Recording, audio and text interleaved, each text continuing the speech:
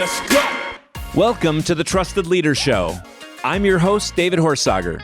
Join me as I sit down with influential leaders from around the world to discuss why leaders and organizations fail, top tactics for high performance, and how you can become an even more trusted leader.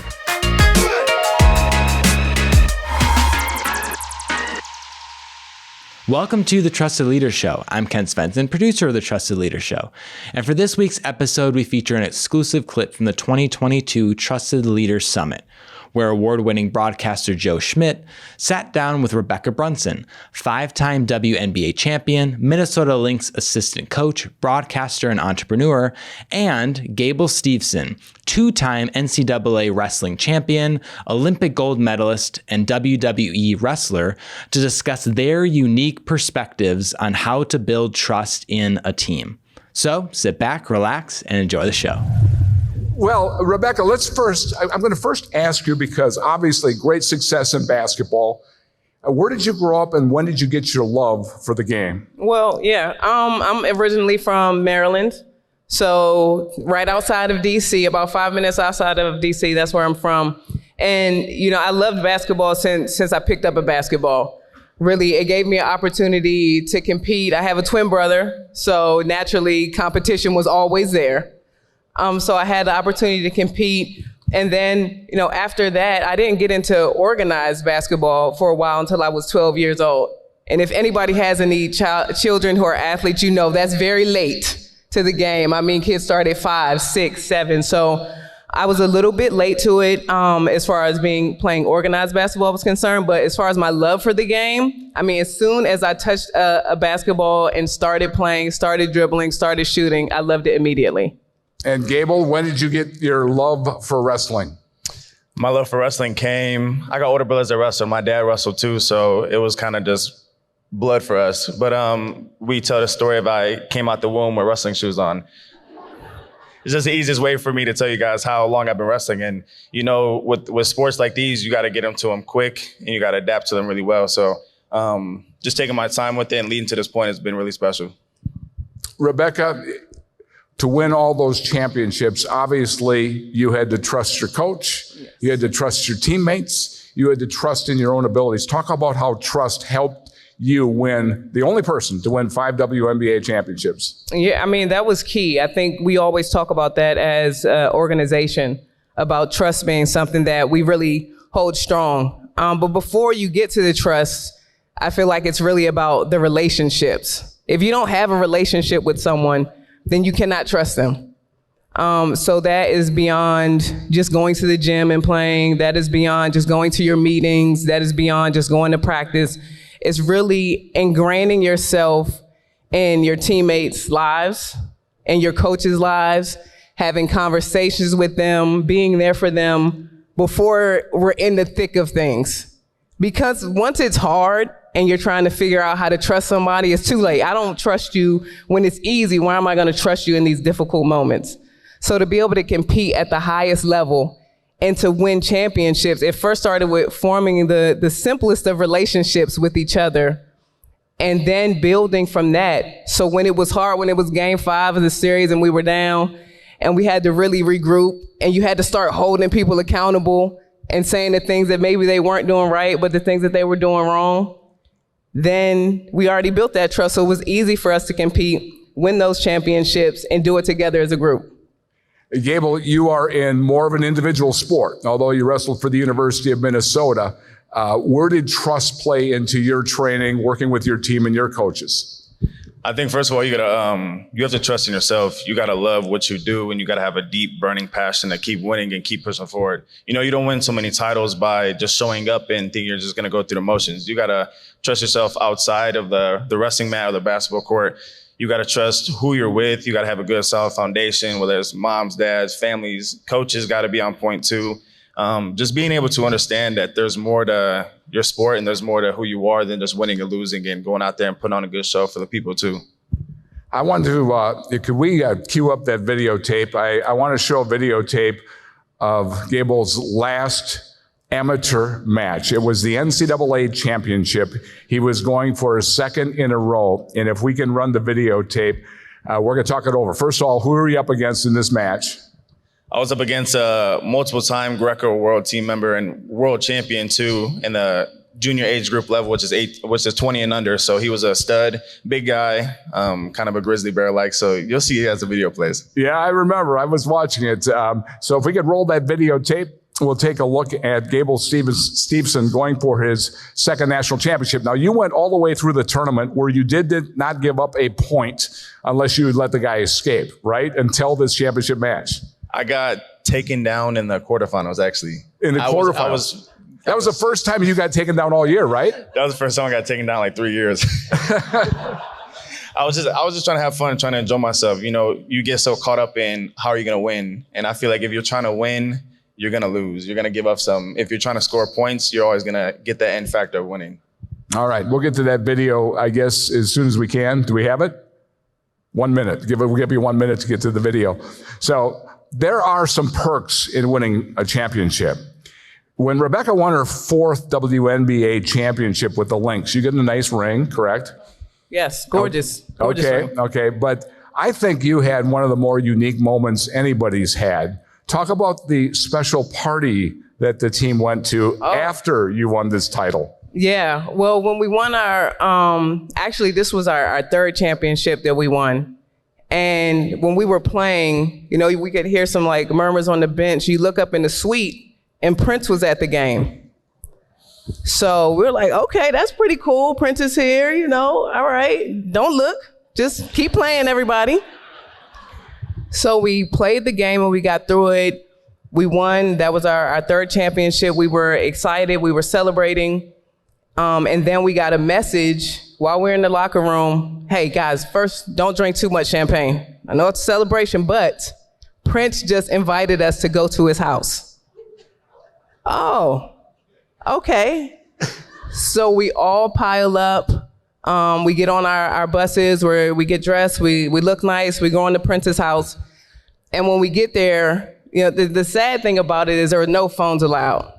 So, you know, thinking back in hindsight, we wish we would have had footage of this.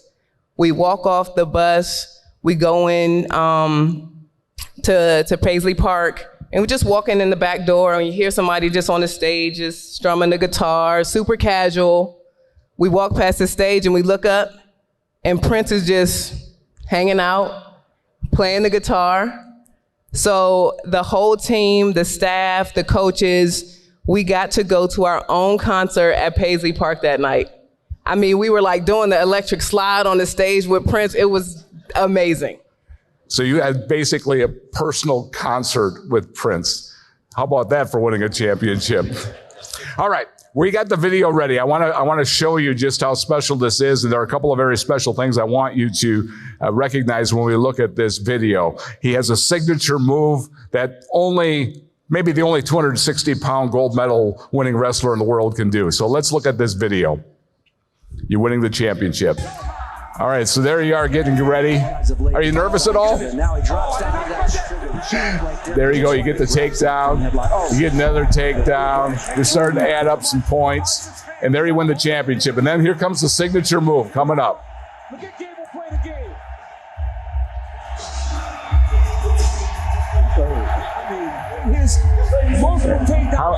Where did you come up with that? And then at the end, I should point this out before we talk about that. A wrestler who is retiring from amateur wrestling takes off his shoes and leaves them on the mat. What was that moment like?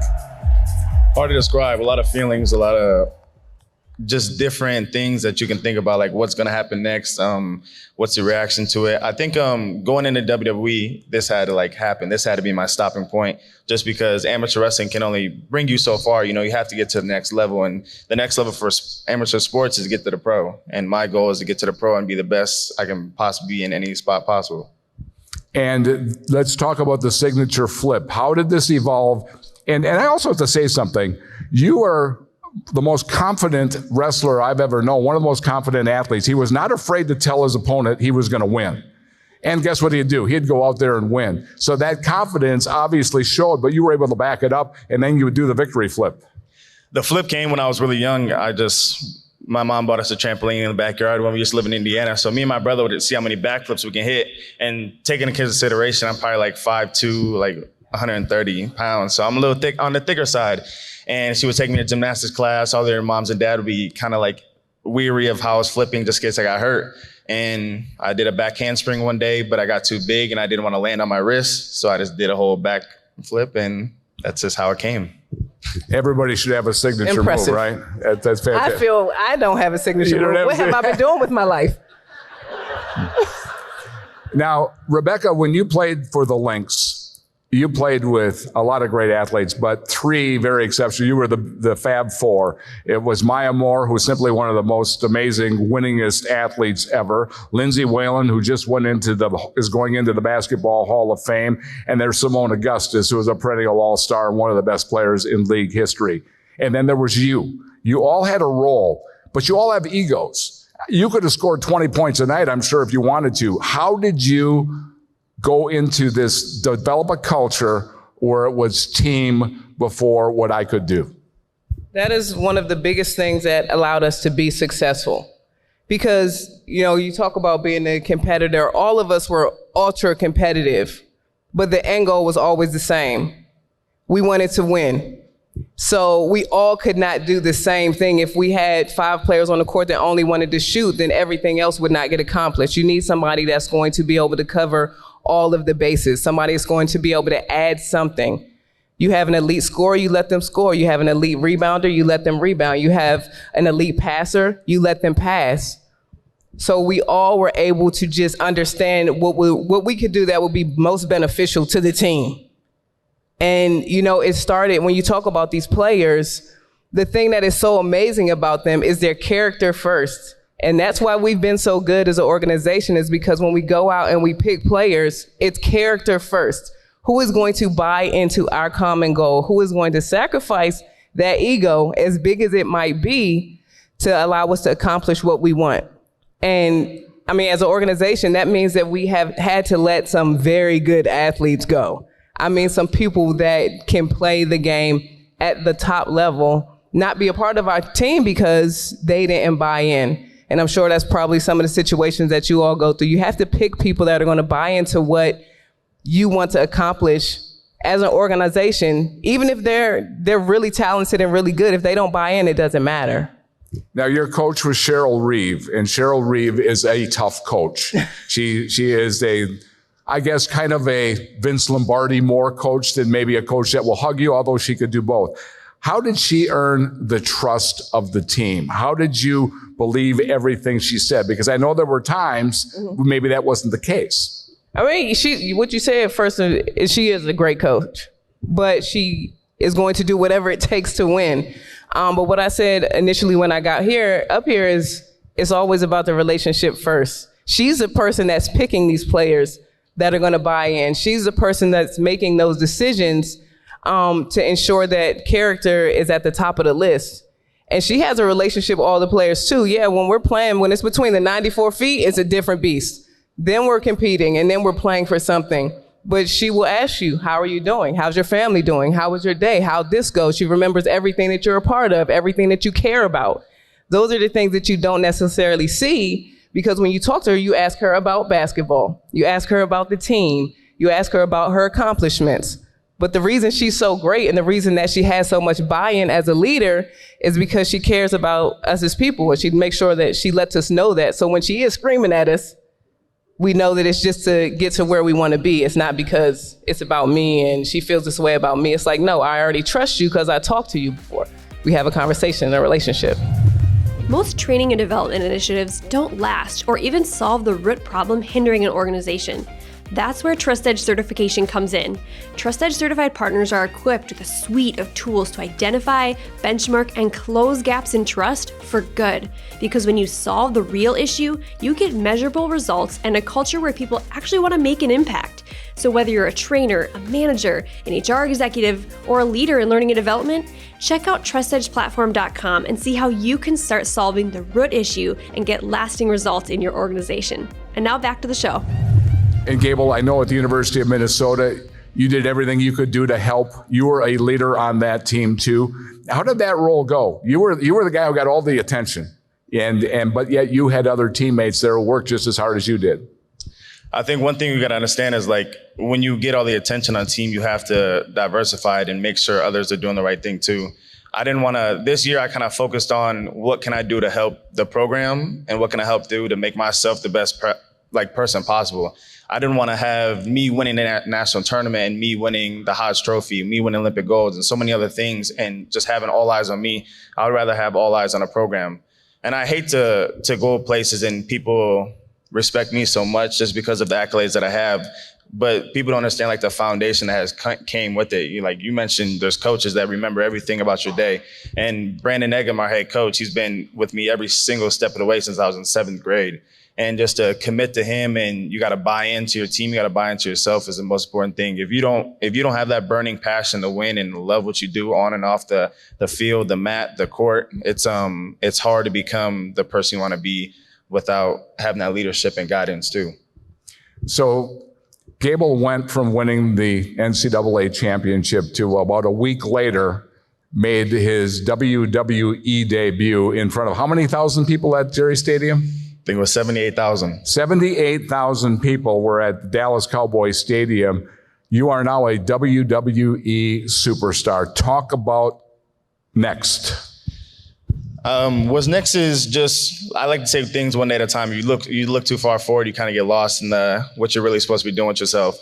My goal is I want to be like The Rock. The Rock is the biggest name out there, and he's brought so many eyes to movies, WWE, and so much other things. To be in a business that he went through, and guys like Brock Lesnar and so many other people have went through and been successful in, even makes like my fire burn even more. And so I just want to be the best man possible, be the showman that people want to see, whether you're watching a movie and you're watching it with your family on Netflix or on TV, and then maybe the #1 selling movie out there, you never know. It's just, I want to be a part of something big, and I want to lead the next group of kids that are coming up to have that dream too. All right, that's going to be fun to watch that blossom, because you're what, 23 now? 21. 21. He's tall, good looking, and soon to be very rich. I'd take any one of those for 3 minutes or 10. What I wanted to do here was go down the 7 pillars of trust and ask you how they impacted your career. We'll start with clarity. Dave has 7 pillars of trust. We're going to just kind of talk about clarity. Does that word ring a bell? Does that word mean anything to your career and success? Oh, absolutely. I think as a player and as a coach, as a teammate, you have to be very clear in what you want to accomplish and what the goals are that you want for everybody else around you. That's part of the communication that allows you to be successful, is making sure that you draw things out of a specific way. For me, I always had to make sure I understood what my goals were. Very, very well-defined goals, so that I could work to make sure that I kept myself on track to achieve those. So clarity is key. I'm glad that somebody gave Gable a book. Dave's going to charge him $25. Come on, Dave, loosen up a little bit. Gable, the clarity. When do you have clarity? Obviously, part of your clarity had to be you were a showman. It's my clarity would probably be most definitely showman, most definitely the heart that you put on the mat. What's most important about wrestling is it's 2 guys battling out for 1 championship. Like there's no one else to blame if you lose, and if you win and you think you wrestle bad, you blame yourself just because you think you had more to go out there and do. And so it's clarity is definitely a big step. Having that heart is a big step too, and being a showman for making.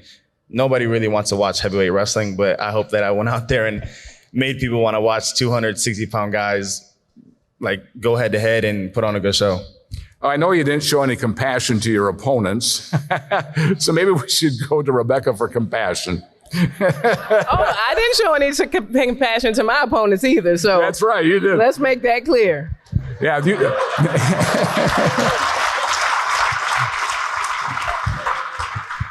These guys are too competitive to have compassion.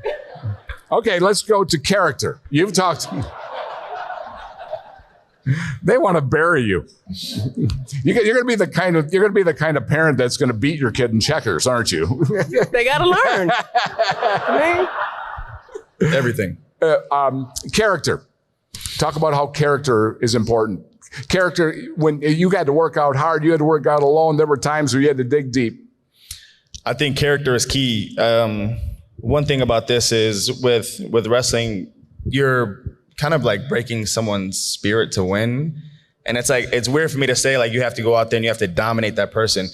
I think when I was a freshman in college, I was also worried about how good I can look and how good I can make myself look. And as the years went on, like maturing and being able to understand that there's more to it than just you was the biggest character jump for me. And it made me understand how to mature quick and how to respect everybody. Even if you're going to go out there and you're going to beat somebody by 15 points, you're going to win a WNBA championship.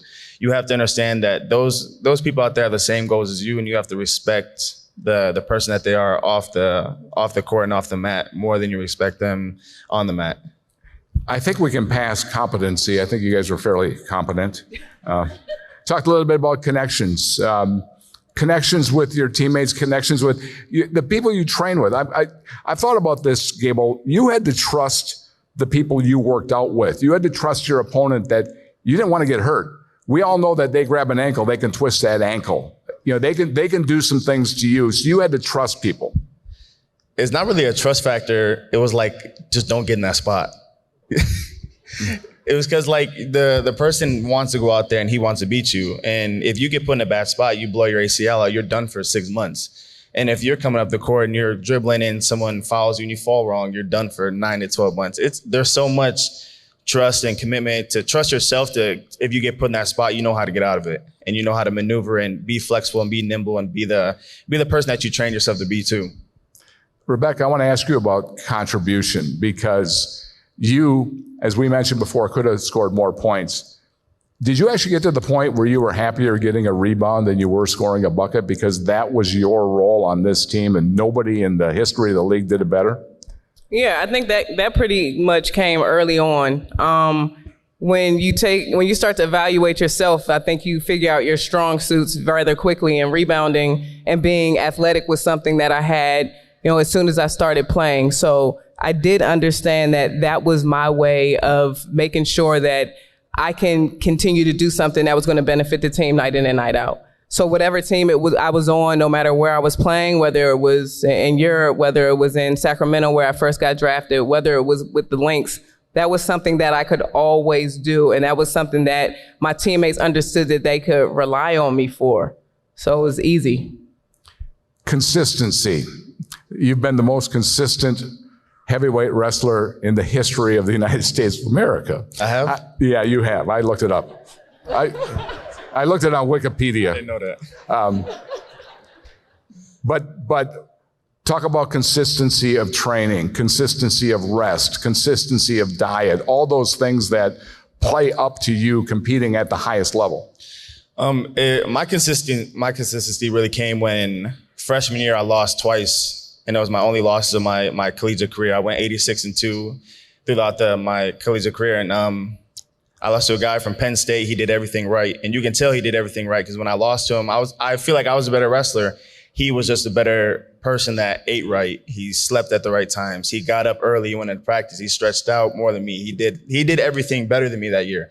And as the years went on, I wanted to be that person that did everything better than everyone else. And I wanted to eat right and I wanted to sleep right. I wanted to have the right group of friends around me, the right foundation. There's so much that comes with consistency in wrestling. It's just feeling the moment too. You got to be able to understand that there's going to be people, there's going to be a target on your back every single time. You got to be consistent. You got to be that person that wants to keep winning and keep going forward. And if I recall, one of the guys that beat you, you went back and took care of him a few times, right? He unfortunately graduated. Okay. That's one way to take care of him. Someone got to. All right. Rebekkah, consistency.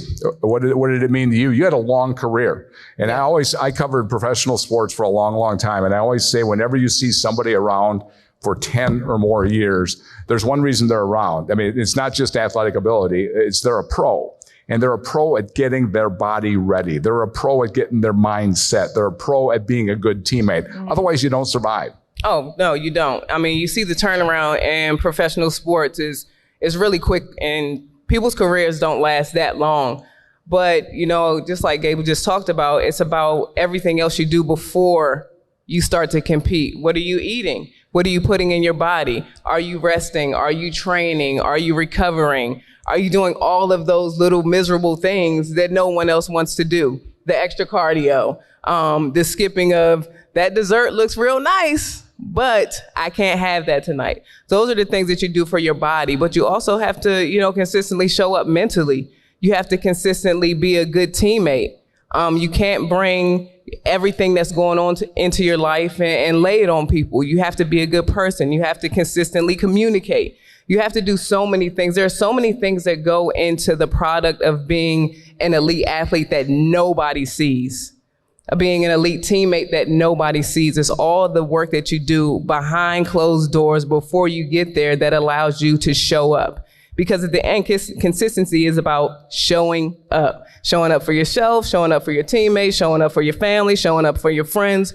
All of those things matter. So, just making sure that you put yourself in the right headspace to continue to do that. And another thing that Gable just said was surrounding yourself with good friends, people that are going to keep you in check, people that are going to make sure that you continue to do those things, because we all need somebody that is going to make sure that we stay on our path. So surrounding yourself with good quality people that want the best for you. That's all consistency. That's it for this week's episode. Be sure to check out trustedleadershow.com for all the show notes and links and information from anything mentioned in today's episode. And we are so excited to announce that the Trusted Leader Summit is coming back next year, November 7th through the 9th, 2023 at the JW Marriott Mall of America here in Minnesota. To find out more information and to register, head to trustedleadersummit.com. And if you haven't already, we would greatly appreciate a review on Apple Podcasts, Spotify, Google, or wherever you get your podcasts, as this is a great way to help support the show and help others to discover it. But in the meantime, that's it for this week's episode. Thank you so much for listening, and until next time, stay trusted.